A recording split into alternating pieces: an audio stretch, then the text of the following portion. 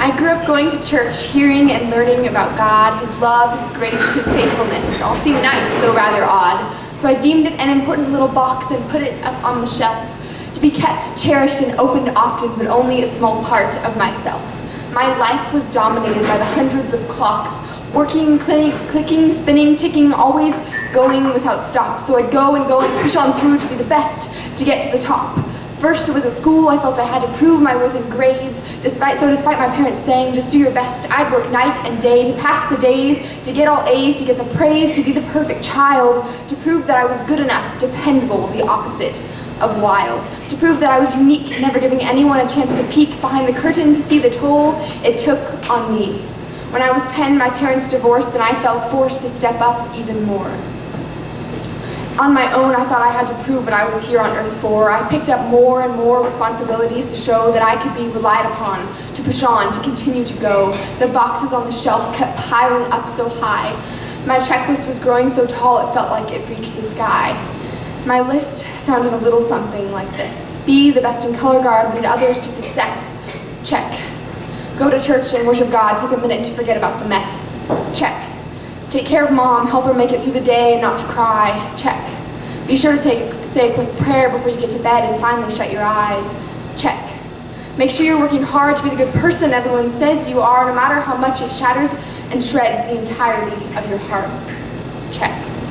They told me you can do it, anything you put your mind to, but what they failed to tell me was the effect that doing it would have on you. In trying to be perfect, I found myself always falling short. So I turned to things to numb the failure, to people, more work and more work. For years I felt so stuck, wrapped up in this cycle. I had tried to keep God in a box and in the process trapped myself into thinking I could do it on my own. Every failure a heavy stone, I bear doing my best to hide it, because if people knew I wasn't perfect, their affection for me would be subsided, right? Exhausted, worn, and broken, I kept looking for my token to freedom.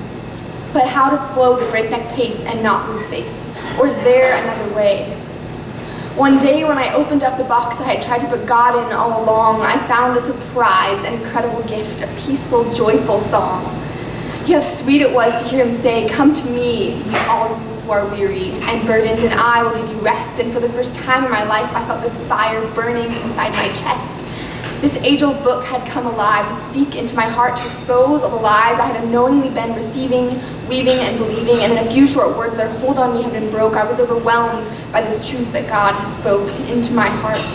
In the coming days and months, I began running back to God more and more often, and my heart was softened, and I began to catch a glimpse of what I'm actually here on earth for. The day I let God out of the box I had tried to keep Him in, He set me. The most terrifying and beautiful thing happened. He set me free of all the things that had been burdening me. He taught me to let go and let Him have control in every area of my life.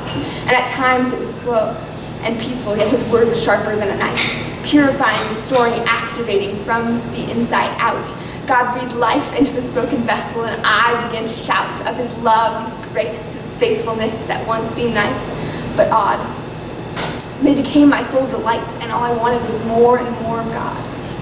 How sweet and incredible is His presence that dwells in you and me, and anyone and everyone will find Him when they seek Him with all their heart. How beautiful to surrender all your broken parts and place them in the hands of the one who made you and loves you just as you are, because God is enough and He can restore all of your scars.